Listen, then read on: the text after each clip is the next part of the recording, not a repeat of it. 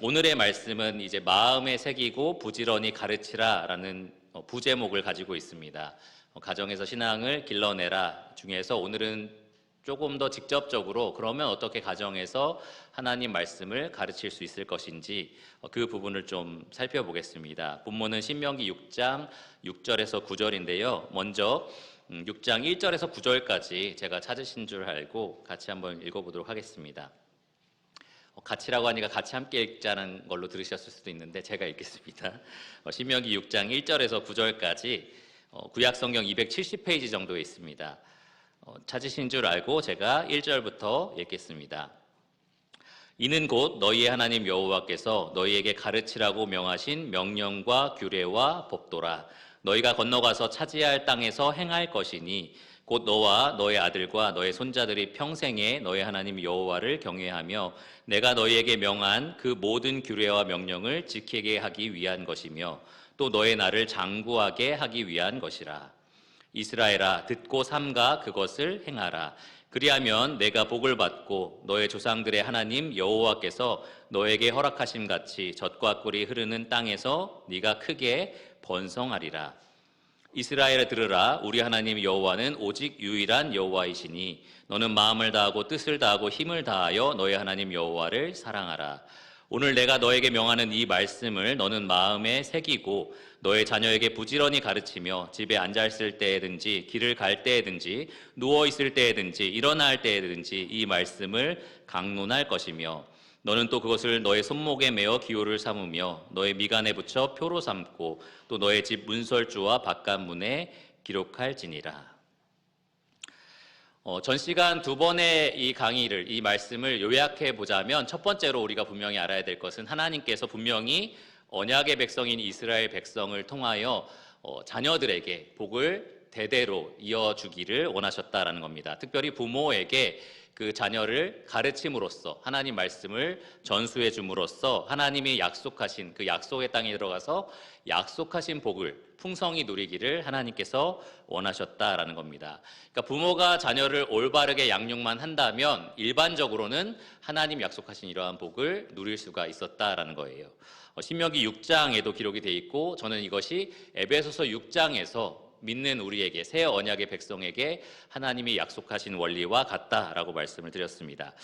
두 번째 시간에서는 그 자녀들에게 무엇을 가르칠 것인가를 먼저 고민하기 전에 내가 하나님을 마음과 뜻과 힘을 다하여 다시 말하면 전심으로 사랑하는 부모가 되어야 한다라고 말씀을 드렸습니다. 그 이유는 내가 사랑하지 않는 하나님을 자녀가 사랑하도록 가르칠 수는 없기 때문이다 라고 말씀을 드렸어요. 내가 전심으로 하나님을 사랑하지 않으면서 계속해서 하나님 말씀을 아이들에게 머릿속에 막 들이부으면서 사랑해봐, 사랑해야 돼 라고 하는 것은 아무런 소용이 없다라고 말씀을 드렸습니다. 또한 하나님을 사랑한다는 것은 사람을 사랑하는 것과 조화를 이루어야 된다라고도 말씀을 드렸어요. 보이는 사람을 사랑하지 않으면서 보이지 않는 하나님을 사랑할 수 없기 때문에 그렇습니다. 그래서 남편과 항상 싸우고 아내와 항상 다투고 그리고 교회 성도들을 계속 비방하고 이렇게 하면서 아이들에게는 하나님을 사랑해야 된다, 하나님을 섬겨야 된다 이런 것이 전혀 효과가 없다라고 말씀을 드렸습니다. 나는 마음과 뜻과 힘을 다하여 하나님을 사랑하는 부모로서 자녀를 가르칠 필요가 있다라고 말씀을 드렸어요.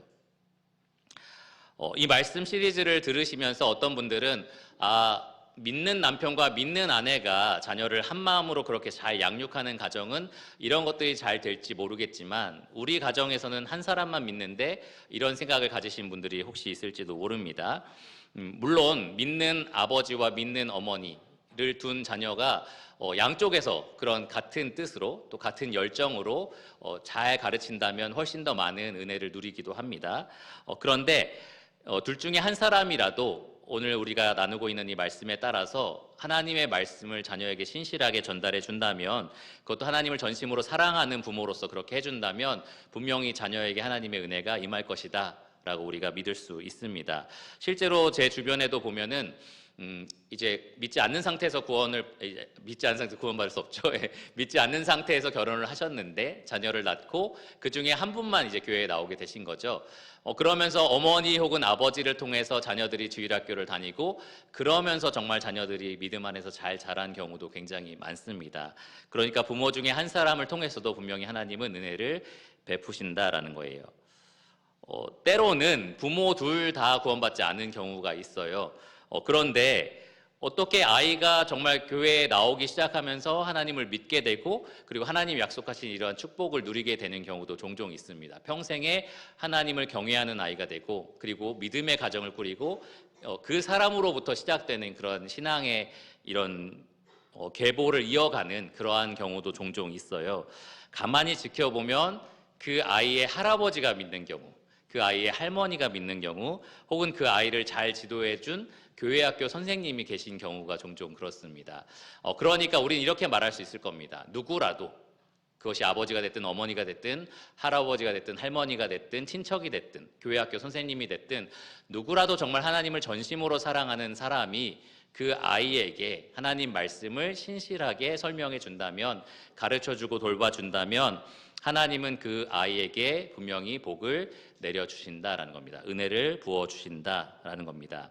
하나님은 출애굽기 34장 7절에 모세에게 자기 자신을 가리켜서 나는 인자한 사람이다, 인자한 하나님이다 라고 말씀하셨어요. 그러면서 나는 인자를 1000대까지 베푸는 하나님이다 라고 말씀을 하셨습니다.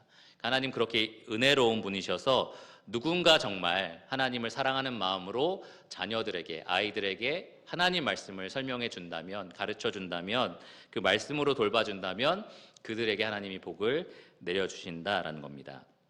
그러면 이제 본격적으로 어떻게 하나님의 말씀을 자녀에게 가르칠 수 있을 것인가, 전달해 줄 수 있을 것인가, 오늘 본문 말씀을 통해서 성경적인 지침을 배워보도록 하겠습니다. 7절에 보시면 먼저 우리가 가르쳐야 될 대상이 누구인지 아주 명확하게 기록이 되어 있습니다. 7절에 뭐라고 시작을 하죠? 너의 자녀에게 부지런히 가르치며 라고 말하고 있습니다. 너의 자녀에게. 그리고 이 7절 마지막에 보시면 이 말씀을 강론할 것이며 라고 되어 있습니다. 우리가 가르쳐야 할 대상은 분명하게 정해져 있다는 거예요. 나에게 맡겨진 자녀입니다.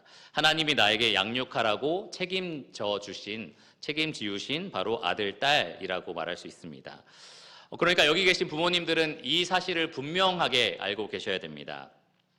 내 자녀에게 하나님 말씀을 가르칠 책임이 누구한테 있다고요? 바로 나에게 있습니다. 부모인 나에게 있습니다.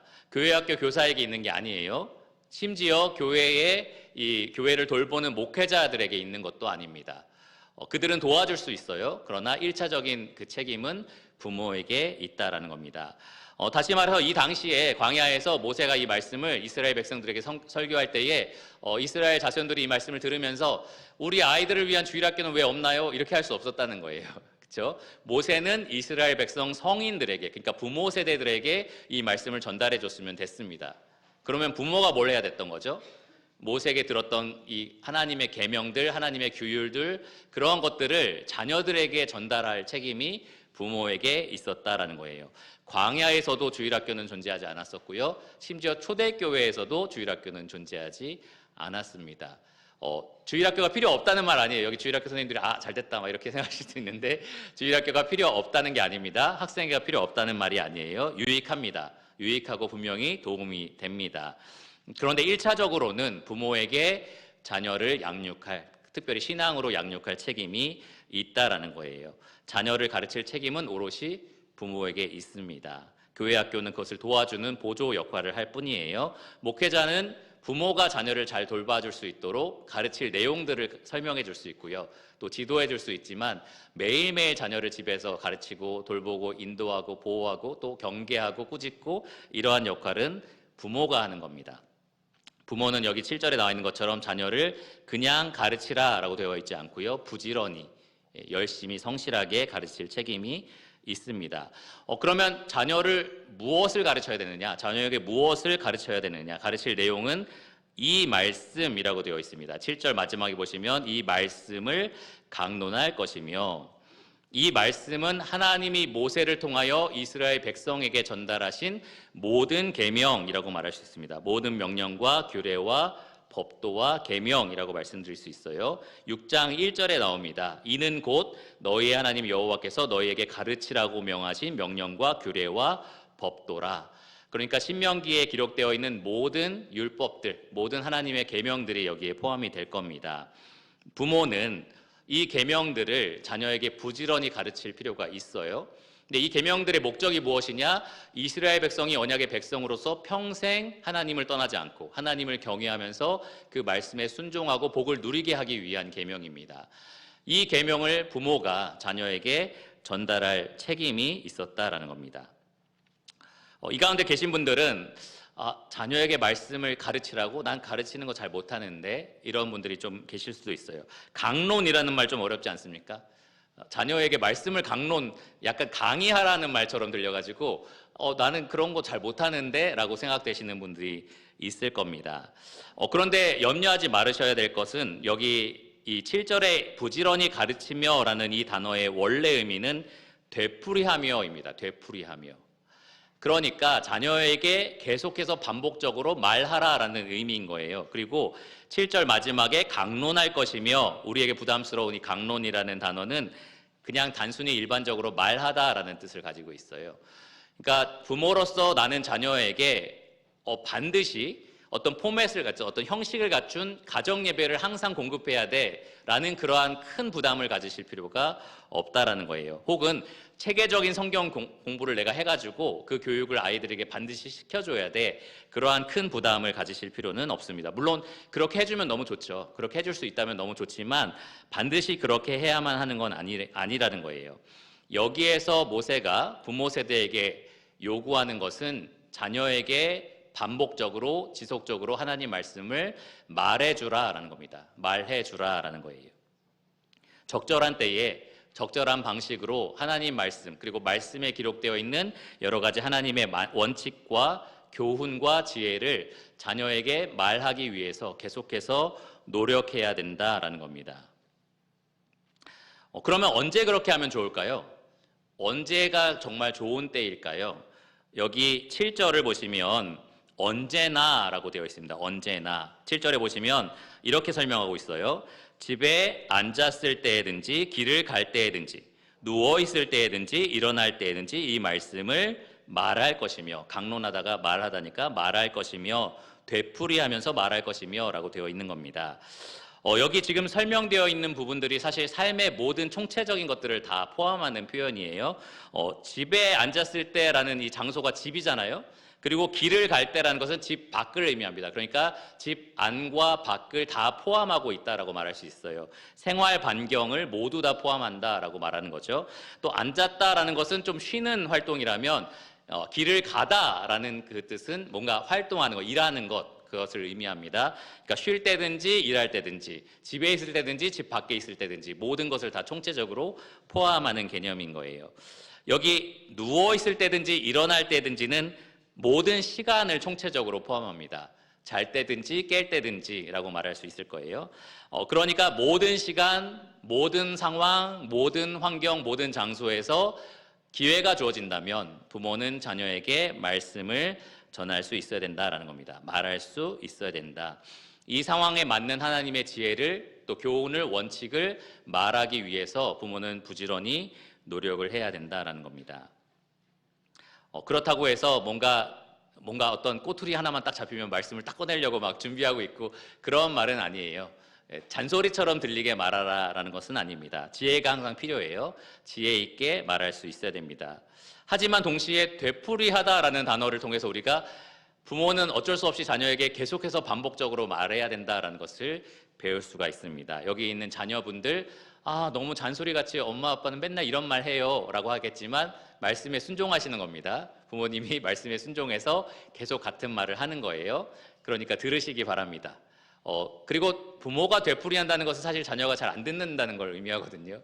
안 들으니까 계속 되풀이할 수밖에 없는 거거든요. 그러니까 들으시고 순종하시기를 바랍니다. 그러면 여러분에게 복이 임할 겁니다. 그런데 제가 조금 집중했던 부분은 이 7절에 나와 있는 말씀 이전에 기록되어 있는 6절의 말씀이었어요.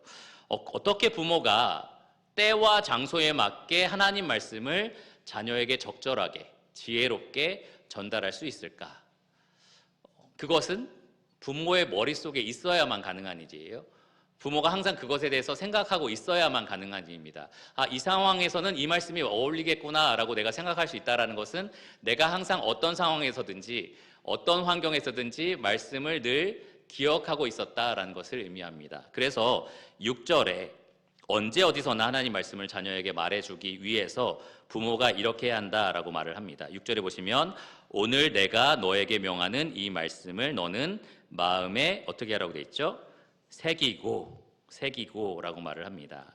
자, 여기서 나는 누구를 의미할까요? 내가라고 말하는 나는 누구를 말하는 걸까요? 지금 이 말씀을 기록하고 있는 모세겠죠. 그러면 너에게 명하는 이 말씀에서 너는 누구를 가리킵니까?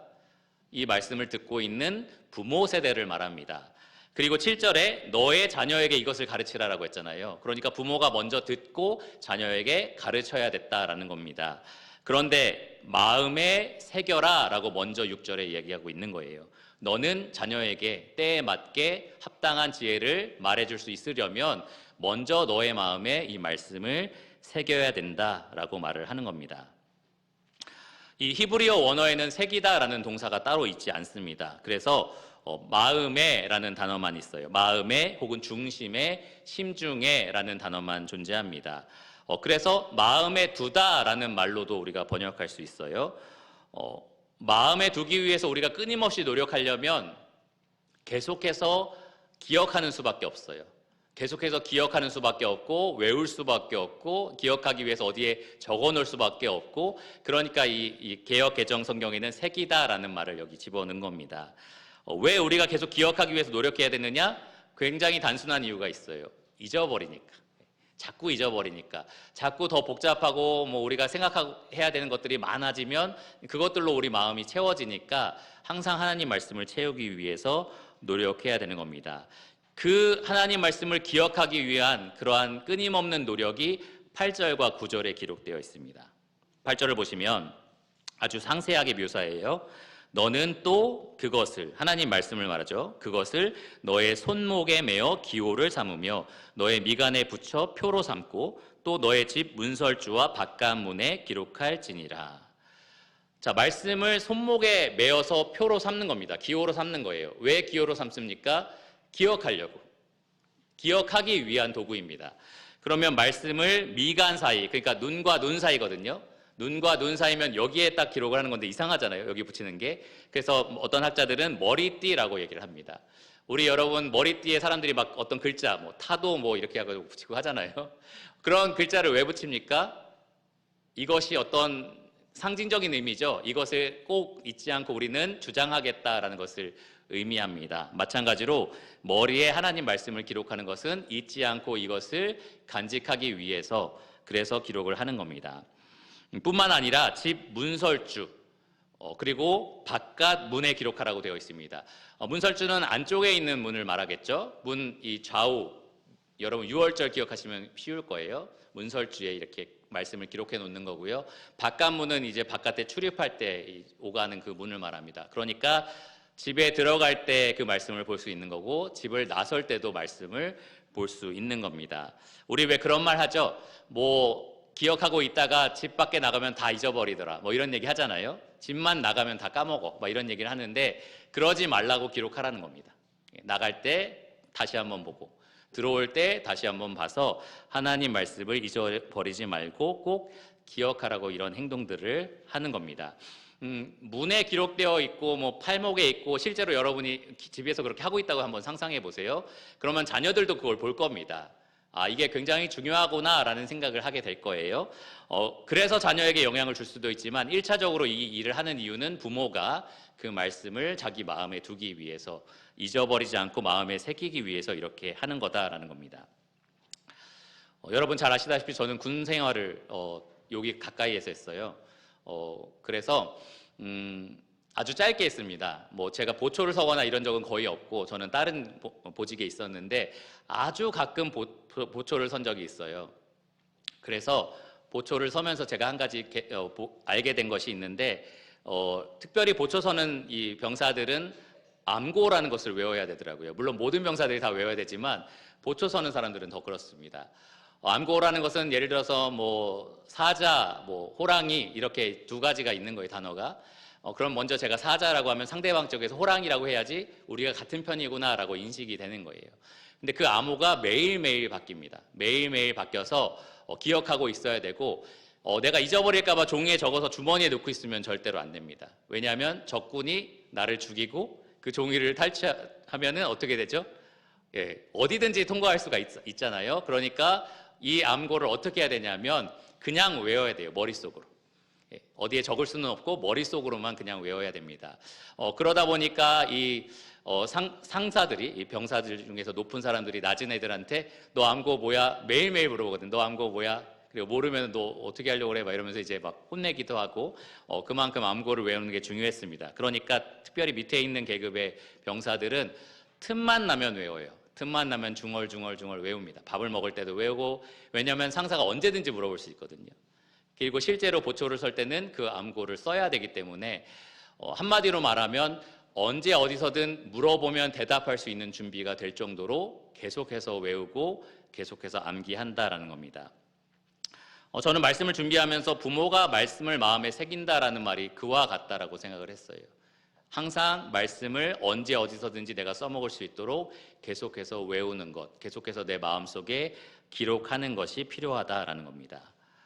그래서 어떤 상황이 펼쳐졌을 때, 여러분 눈앞에서 자녀들이 실망하거나 좌절할 때, 혹은 분노하거나 어떤 일들이 펼쳐졌을 때 부모로서 이 말씀을 이 아이들에게 해주면 좋겠구나라고 생각할 수 있도록 그렇게 말씀을 마음에 새겨야 된다라는 겁니다. 그런데 말씀을 마음에 새긴다는 것은 암고처럼 그냥 중얼중얼 외우기만 하는 건 아니에요. 암고는 사실 막 감동을 가지고 외우지 않거든요. 호랑이 생각해봐, 얼마나 감동 막 이렇게 하지 않거든요. 그냥 중얼중얼 호랑이 사자 이렇게만 외우는 거예요. 근데 말씀은 그렇지 않습니다. 말씀을 새기다라는 이 단어를 한 주석가는 지속적이고 의식적으로 성찰하다라고 이야기를 했습니다.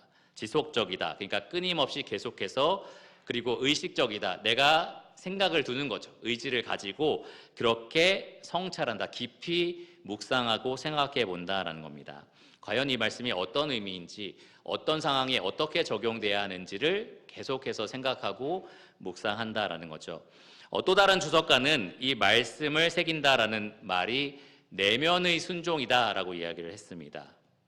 다시 말하면 내 마음으로부터 이 말씀에 동한다는 거예요.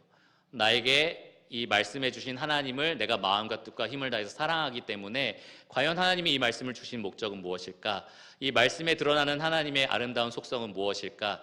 이렇게 마음으로부터 하나님을 찾고 하나님 말씀에 순종하고자 하는 마음을 표현한다라는 겁니다. 그래서 이 마음에 새긴다는 의미를 제대로 알고 이 하나님 말씀을 날마다 묵상했던 사람의 고백이 시편 119편 97절에 기록되어 있는데, 저는 이것이 부모가 말씀을 대하는 태도가 되어야 한다라고 생각을 합니다. 여기 앞에 말씀이 나올 거예요. 시편 119편 97절이 있는데 같이 한번 읽어볼까요? 시작. 내가 주의 법을 어찌 그리 사랑하는지요. 내가 그것을 종일 작은 소리로 읊조리나이다.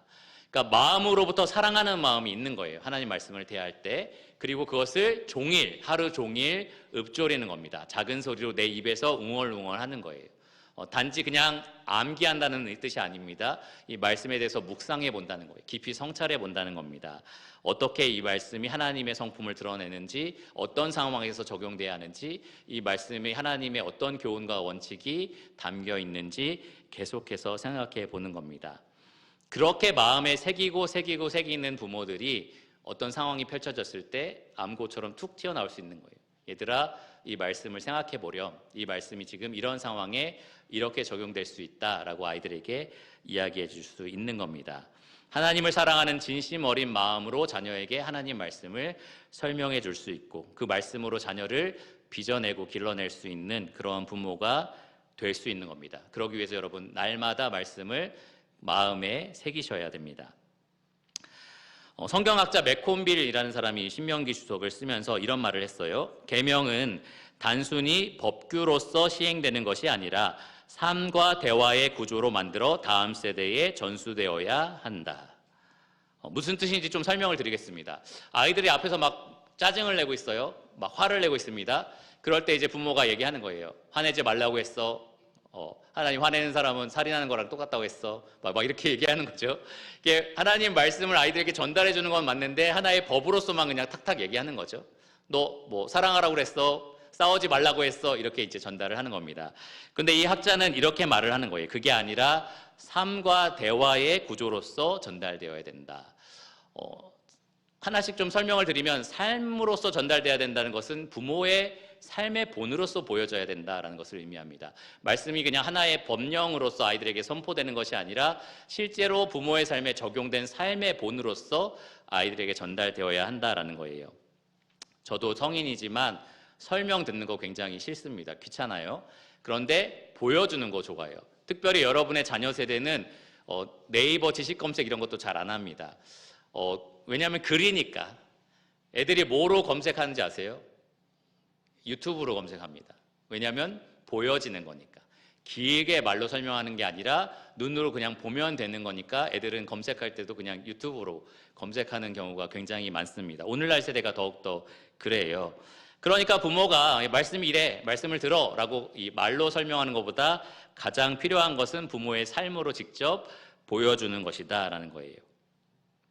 부모의 삶 자체를 조각해내는, 빚어가는 하나님 말씀의 능력을 직접 보여주는 것만큼 자녀의 삶에 효과적인 것은 없기 때문에 부모는 분명하게 삶으로서 자녀에게 하나님 말씀을 보여줄 수 있어야 됩니다. 특별히 여기 8절과 9절에 보시면 이 손목에 매는 기호 그리고 미간에 붙이는 표라는 말을 했어요. 이것은 말씀을 잊지 않기 위한 도구일 뿐만 아니라 우리가 언약의 백성이다라는 것을 보여주는 표식이기도 했습니다. 내가 이것을 메고 있다라는 것, 내가 머리에 띠고 있다는 것은 난 하나님의 말씀을 따르는 하나님의 백성입니다라는 것을 보여주는 거죠. 그런데 자녀에게 내가 하나님의 백성이다라는 것을 가장 잘 보여줄 수 있는 표식이 무엇이냐? 매는 띠가 아니고요. 손목에 매는 기호가 아니고요. 바로 부모의 삶이다라는 겁니다. 부모의 삶만큼 가장 강력하게 자녀에게 영향을 미치는 것은 없습니다. 그리고 이것이 저는 믿는 부모를 둔 자녀의 특권이라고 생각해요. 우리 부모님이 믿는 부모님이다. 자녀에게 있어서 그것은 큰 축복이고 특권입니다. 왜냐하면 정말 하나님 말씀이 어떻게 적용되는지 눈앞에서 보고 자랄 수 있기 때문에 그렇습니다. 심지어 부모님이 세상을 떠나고 나서도 이거는 자녀들의 머릿속에 계속해서 남습니다. 하나의 본으로서 남는 거예요. 그것이 정말 나에게 유익하다라고 자녀들은 고백할 수 있을 겁니다. 저희 한 번은 말씀드린 것 같은데 저희 학교, 신학교에 나중에는 좀 높은 자리에 오르신 그 교수님이 아버지도 똑같은 그 일을 하셨었는데 너는 어떻게 이렇게 훌륭하게 자랐니? 라는 어떤 질문을 받았을 때 집에서 어떻게 가정 예배를 드렸니? 라고 질문을 했대요. 그러니까 그분이 우리는 한 번도 가정 예배를 드린 적이 없습니다. 라고 대답을 했다는 거예요. 그래서 그럼 어떻게 그렇게 영향을 좋게 받았을까? 라고 물어봤을 때 우리 아버지 어머니는 걸어다니는 하나의 본이었습니다. 라고 얘기를 했다는 거예요. 그러니까 이 이야기를 들으시고 그래 가정 예배 드릴 필요 없어 이렇게 이제 생각하실 건 아니고요. 정말로 부모의 삶이 자녀에게 본이 되어야 한다라는 겁니다. 완벽하라라는 말은 아니에요. 실패하고 넘어질 때가 있을 겁니다. 그런데 그럴 때도 부모님도 이렇게 연약하다. 나도 이렇게 연약하고 넘어질 때가 있다. 그런데 하나님 말씀이 나를 회복시킨다라고 말해줄 기회가 있는 겁니다. 두 번째로는 말씀을 대화의 구조에서 자녀에게 전달하라라는 말을 했어요. 그러니까 딱딱 하나님 말씀을 그냥 떼어내서 아이들에게 전달하기만 하는 것이 아니라 대화에서 자연스럽게 말씀이 묻어날 수 있도록 노력하라라는 겁니다. 하나님 말씀 이래, 그러니까 넌 순종해야 돼 이렇게만 전달하는 것이 아니라 이 말씀이 실제로 나에게 이렇게 영향을 줬단다라고 설명해 줄 수가 있는 거죠. 하나님이 분노하지 말랬어, 너 화내지 마 라고 하는 것이 아니라 나도 화날 때가 있고 나도 이런 상황에서 좀 당황스럽고 염려가 되는데 하나님 이렇게 말씀하셨잖아. 그러니까 나한테 이 말씀이 이런 위로가 돼 라고 아이에게 직접 설명해 주는 거죠. 그럴 때 이 대화 가운데서 자연스럽게 아이에게 말씀이 효력이 있다, 정말 힘이 있다라는 것이 자연스럽게 전달이 되는 겁니다. 특별히 이 유평교회에는 교회학교 교사들이 굉장히 수고하고 있어서 주일학교에서도 좋은 말씀들이 전해지고 또 학생회에서도 요즘 큐티 많이 하죠. 학생들이 큐티 잘하고 있다라는 얘기를 들어서 굉장히 기분이 좋았습니다. 이것이 하나의 좋은 기회라고 생각해요. 부모님이 오늘 주일학교 말씀 어땠어? 뭘 배웠니? 라고 질문할 수가 있는 거고요. 아이들에게도 오늘 너희 큐티 했는데 어떤 말씀이었어? 거기서 어떤 걸 배웠어? 라고 질문할 수 있는 겁니다. 그렇게 대화의 물꼬가 열리고 그러면서 자연스럽게 하나님 말씀을 나눌 수 있는 그러한 자연스러운 교제가 필요해요. 그냥 뜬금없이 아무런 이 컨텍스트랑 상관없이 그냥 말씀을 툭툭 던져버리는 그것보다는 자연스럽게 대화 가운데 아이들에게 하나님 말씀을 전하는 것이 필요합니다. 자녀의 반응이 시원치 않을 수도 있어요. 그런데요, 뭐 이렇게 얘기할 수 있는 거죠. 그런데 부모가 그 말씀에 대해서 먼저 나에게 어떻게 적용됐는지 설명해 준다면 자녀가 자연스럽게 그것에 대해서 기억을 할 겁니다. 저는 오늘도 이제 오후에 복음 말씀을 누군가에게 전달을 했는데 그분이 그런 말씀을 하시더라고요. 이 말씀이 나하고는 조금 거리가 있는 것 같은 느낌이 들어요 라는 얘기를 하더라고요. 그러니까 부모가 자녀에게 말씀을 그냥 일반적으로 전달해 주는 것은 사실 많이 합니다. 노력도 하고 열심히 하려고 노력해요. 그런데 이제 그 말씀을 듣고 있는 자녀들 입장에서는 그런데요 라는 질문이 계속 떠올라요. 그런데요? 그래서요? 그러니까 그 말씀이 나랑 무슨 상관이 있냐라는 생각이 드는 거죠. 그러니까 부모가 조금 더 노력할 부분이 무엇이냐? 내가 아이들에게 부지런히 전달해주는 이 말씀이 실제로 그러면 아이들에게 어떻게 적용이 되는지, 어떻게 의미가 되는지 설명해 줄 필요가 있다라는 겁니다. 이런 말씀이 이런 상황에서는 위로를 준다. 이렇게 격려를 한다. 이렇게 경계를 한다. 이런 식으로 좀 설명해 줄 필요가 있다라는 거예요. 제가 이 말씀을 준비하면서 같이 읽고 있는 책이 있습니다. 2024년에 복음연합이라는 미국 복음연합이라는 곳에서 신앙생활, 그리스도인들의 신앙생활의 최고 도서로 선정이 된 책이에요. 영어 제목인데 아직 번역이 안 됐습니다. To the 10th generation이라고 해서 번역을 하면 10번째 세대까지라는 제목이 될 거예요. 이 책의 저자가 레이 오트먼드라는 사람입니다. 아내인 제니 오트먼드랑 같이 지은 책이에요. 이 책이 궁극적으로 말하고자 하는 것은 부모가 자녀를 양육하는 그 은혜가 하나님이 주시는 복이 10번째 세대까지 간다라는 내용을 담고 있습니다. 꼭 10번째만 가고 11번째는 안 간다 이런 얘기를 하는 건 아니에요. 그만큼 이 자녀 양육이 굉장히 많은 영향을 준다라는 부분을 좀 강조해서 설명하는 책입니다. 이 사람들이 1970년대에 결혼을 했는데요. 레이와 제니 부부 사이에 4명의 자녀가 생겼다고 해요. 그 4명의 자녀 중에는 데인 오틀런드랑 가빈 오틀런드라는 사람도 있어요. 아들 둘인데 데인 오틀런드는 온유하고 겸손한이라는 책의 저자이기도 합니다. 그런데 이 4명의 자녀들이 각각 결혼을 해서 8명이 됐다라고 얘기를 해요. 그러니까 부모 처음에 자기들은 둘로 시작했는데 8명의 부부가 생기면서 총 10명이 생긴 거죠. 근데 이 4명의 자녀 부부가 또 각각 4명씩 또 한 가정은 5명을 낳은 것 같아요. 그래서 총 15명의 손자 손녀를 낳았다라고 얘기를 해요. 그래서 3번째 세대 만에 25명이 되었다라고 얘기를 하는 거예요. 그래서 나는 4명의 자녀를 신앙으로 잘 길러냈는데 그 4명의 가정이 15명의 손자 손녀를 신앙으로 잘 길러낸다면 총 25명의 믿음 안에 견고히 선 그 성도들이 생긴다라고 이 사람이 설명을 했습니다. 하루는 제니라는 이 아내가 큐티를 하는 중에 신명기 23장 1절과 2절을 읽었는데 여호와의 거룩한 총회에 들어오지 못할 사람들에 대한 설명이 있었대요. 그런데 그러한 사람들은 10대가 되도록 들어올 수 없다라는 설명이 있었다고 합니다. 그래서 이 여자분이 이 말씀을 묵상하면서 우리 하나님은 1000대까지 은혜를 베푸시는 인자하신 분인데 이런 사람을 10세대까지 못 들어오게 하신다면 하나님을 사랑하고 하나님을 경외하고 말씀에 순종하려고 하는 사람들은 몇 세대나 더 복을 주실까 이런 생각을 하게 됐대요. 그러면서 자기들이 이제 3세대까지 이렇게 하나님의 복을 누리고 있는데 만약에 10세대까지 하나님을 복을 주신다면 몇 명이나 우리가 이 복을 누리고 있을까를 계산해 봤대요. 큐티 시간에. 그랬더니 뭐 좀 계산이 단순하긴 합니다. 우리가 4명을 낳듯이 다 4명을 낳는다 이런 식으로 계산을 한 거예요. 그랬더니 10번째 세대가 되면 몇 명 정도 될 것 같으세요? 약 5만 5천 명 정도가 이 믿음 안에서 평생 하나님을 경외하면서 하나님을 섬기는 그러한 신실한 언약의 백성으로 자라난다라는 계산이 됐다고 합니다. 그러니까 나에게 맡겨진 자녀들만 주 안에서 신앙을 잘 길러낸다면, 양육한다면 어쩌면 작은 마을 하나 정도가 그런 신앙촌이 될 수 있는 거예요. 하나님의 은혜로 그렇게 될 수 있다는 겁니다. 그래서 저는 그 내용을 읽으면서 너무 흥분돼서 유평교회로 계산을 해봤어요. 그래가지고 조금 계산이 좀 엉망진창이긴 합니다. 왜냐하면 우리가 계산해 보니까 한 150가정 되지 않는데 그 정도라고 하는데, 사실 그 가정마다 4명의 자녀가 있는 것도 아니고 또 그들이 또 다 4명씩 낳는 것도 아니지만 단순히 그냥 계산해 봤을 때 약 825만 명 정도가 되더라고요. 우리 유평교회 성도들이 자기 자녀를 신앙으로 잘 길러낸다면 10번째 세대가 됐을 때 약 825만 명 정도가 신앙 안에 굳게 서 있는 사람들이 된다라는 계산이 되더라고요. 계산이 조금 약간 뭐라고 하죠? 엉망진창이긴 하죠.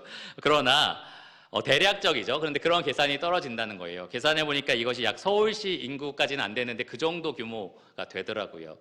그러니까 대한민국의 복음화, 우리가 모든 민족과 나라로 제자를 삼는 어떤 선교, 그것의 첫 발자국은 사실 우리 집부터 시작하는구나라는 생각이 들었습니다. 우리가 만일 하나님이 나에게 맡겨주신 자녀를 잘 양육한다면, 그들에게 부지런히 하나님 말씀을 가르쳐 준다면, 그래서 그들이 평생에 하나님을 떠나지 않고 경외하면서 하나님 주신 복을 누린다면, 그들이 그래서 그의 자녀들에게, 그 자녀가 또 그의 자녀들에게 이러한 아름다운 전통을 물려줄 수 있다면, 우리는 정말로 우리 생각보다 훨씬 더 크게 하나님의 영광을 드러내고 또 하나님의 축복을 누리는 그러한 신앙의 가족들을 만들어낼 수 있을 겁니다. 그러니까 여러분, 지금 여러분이 날마다 집에서 하고 있는 자질구레해 보이는 그러한 일들이 결코 작은 일이 아니다라는 생각을 가지시기를 바랍니다. 여러분의 자녀를 믿음 안에서 잘 길러낸다는 것이 얼마나 위대하고 가치 있는 일인지 항상 잊지 마시기를 바랍니다. 먼저는 여러분 마음속에 이 말씀을 늘 새기고요, 기억하고 또 묵상하고, 그리고 언제 어디서든 자녀들에게 말할 수 있는, 그런 대답할 수 있는 준비를 하시기를 바랍니다. 기본적으로 자녀들은 부모가 나를 사랑한다라는 거 알아요. 그리고 잔소리같이 들려도 나를 사랑해서 해주는 말이다라는 것도 압니다. 그러한 친밀한 관계 속에서 자녀에게 계속해서 하나님 말씀을 되풀이해서 가르쳐 주시기를 바랍니다. 정말 이 말씀에 우리가 적극적으로 순종할 때에 하나님이 유평교회에 정말 대대로 복을 내려주시기를, 그래서 우리가 정말로 하나님 약속하신 복을 풍성히 내 자녀와 손자와 손녀까지, 그리고 10번째 세대까지 모두 다 누릴 수 있게 되기를 간절히 기도합니다. 기도하고 말씀을 마치겠습니다. 하나님 감사합니다. 이 말씀에 기록된 것처럼 모세는 이스라엘 백성들이 자녀에게 하나님 말씀을 부지런히 가르치기를 원했고, 또 하나님께서는 그러한 부모의 순종을 통하여 자녀에게 형통과 복을 내려주시기를 기뻐하셨습니다. 하나님, 이 말씀이 또 우리에게 주어진 말씀인 것을 기억합니다. 우리에게 주신 자녀들 한 사람 한 사람, 한 영혼 한 영혼이 모두 다 귀합니다. 주님, 그들을 평생에 하나님을 경외하는 자들로 우리가 길러낼 수 있다면, 정말 하나님께서 우리 자녀들에게 그러한 복을 주실 수 있다면, 부모로서 우리가 정말로 희생하지 않을 것이 없고 못할 일이 없는 것을 주님께서 아십니다. 주님, 우리가 먼저 말씀에 깨어있고 말씀을 우리 가슴에 새기는 부모가 되게 하여 주시고, 자녀에게 때를 얻든지 못 얻든지 항상 말씀을 말해줄 수 있는 그러한 사랑이 넘치는 부모가 되게 하여 주시기를 원합니다. 주님, 우리는 부족하고 연약하지만 우리가 주님 안에서 은혜로서 그런 일들을 감당할 수 있도록 주께서 지혜와 힘을 내려주시기를 원하고, 우리가 주님 안에서 신실하게 충성할 때에 주께서 우리 자녀들에게도 하나님을 아는 복을, 또 하나님과 동행하는 복을 영원토록 누리게 하여 주시기를 간절히 구합니다. 모든 것을 예수 그리스도의 이름으로 감사하며 기도드렸습니다. 아멘.